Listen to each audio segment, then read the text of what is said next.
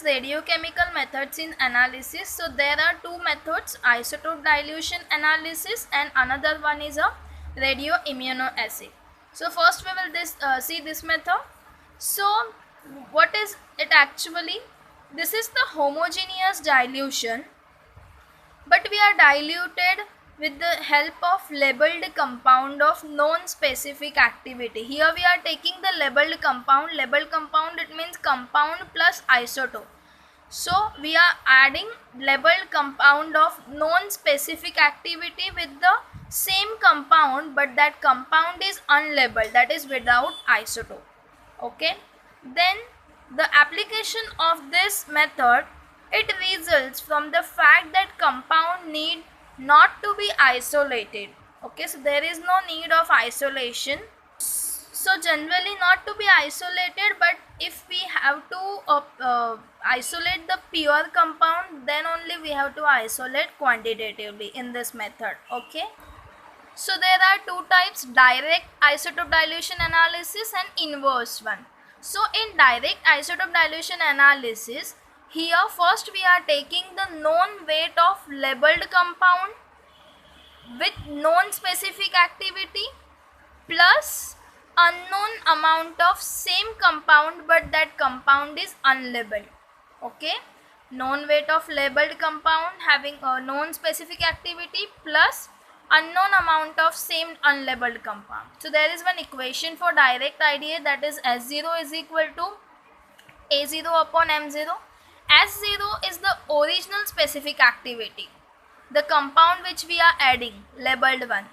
A0 is the original activity which we are adding, and that compound is labeled one.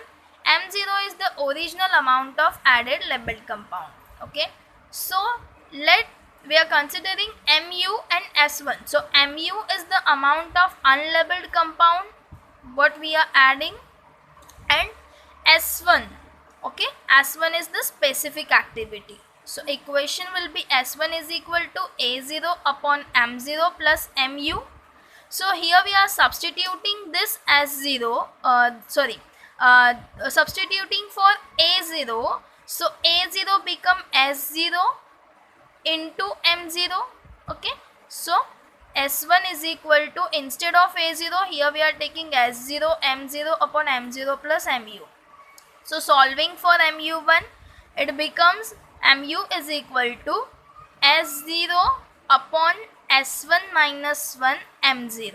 Okay, next is inverse one. So in this condition, we are taking the known quantity of unlabeled compound, okay, and we are adding the unknown amount of labeled compound, opposite to direct IDA. Okay, so inverse method, it allows the addition of relatively large quantity of the unlabeled carrier, and that carrier, it facilitates the isolation and purification. Okay, and it is very useful in metabolism studies of labeled drug with isotopes. Okay, next method is radioimmunoassay. So this technique is the elegant in analytical chemistry. It is mostly used, and see, if the substance which is to be analyzed, it is in very low quantity, in orders of like microgram, nanogram, or okay, in very small quantity, then we can use this method, that is radioimmunoassay.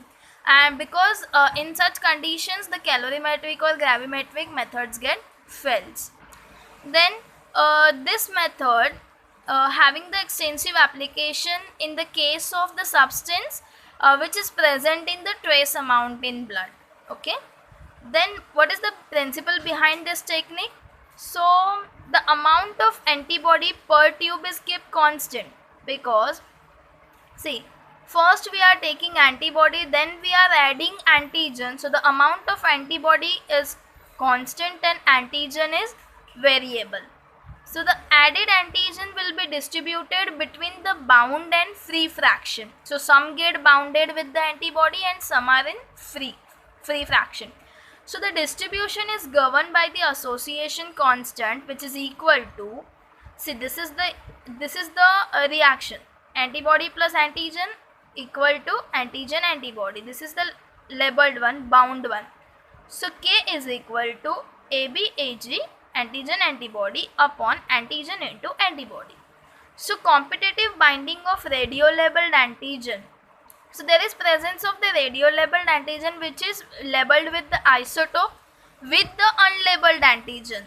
Okay, so the labeled antigen will mixed with antibody at the concentration which saturates the antigen binding site of the antibody. Okay, and the concentration of the unlabeled antigen increases than the labeled one, then we can replace the binding site over here. Okay, and another condition, if decrease in the amount of radio labeled antigen, then the bound specific antibody which is bound in the presence of the test sample is measured, which is to be determined the amount of antigen present in the test sample. Okay, so in standard condition, the amount of labeled antigen bound to the antibody decreases as the amount of unlabeled antigen increases, because there is competition between the labeled and unlabeled antigen to bound with the antibody. So in standard condition, if the labeled antigen concentration is low, then the unlabeled antigen increase. Then reagents which are used in this technique, a tracer, that is a labeled ligand. Maybe it is labeled ligand, binder, which is the specific antiserum. Okay, so the radioisotopes which we are using over here, beta emitters and gamma emitters. Beta emitters, that is H3 and C14, isotopes of hydrogen and carbon, and gamma emitters I-125. This is mostly used. Okay, so commonly used isotopes, two types, positron, gamma. So in positron, C11, N13, O15, F18. In case of gamma, indium 111, iodine 123, iodine 131, selenium 75.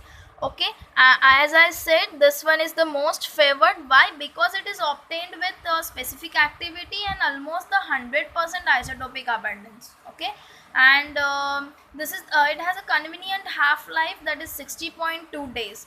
Hence the shelf life for the labeled antigen is long. Understood? Okay, thank you. So here we will see the radioimmunoassay in diagrammatic form.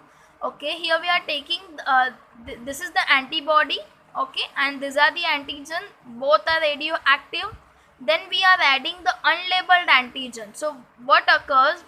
Replacement or displacement of this radioactive antigen with the unlabeled antigen. See, okay, then precipitate antigen antibody complex with the anti-immunoglobulin.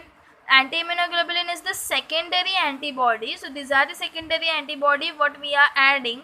So again there is displacement, and this one is the second antibody which is attached over here. Okay, so radioactivity of the precipitate bound antigen, this is, it get converted as a precipitate and it is attached with one more antibody, that is this one.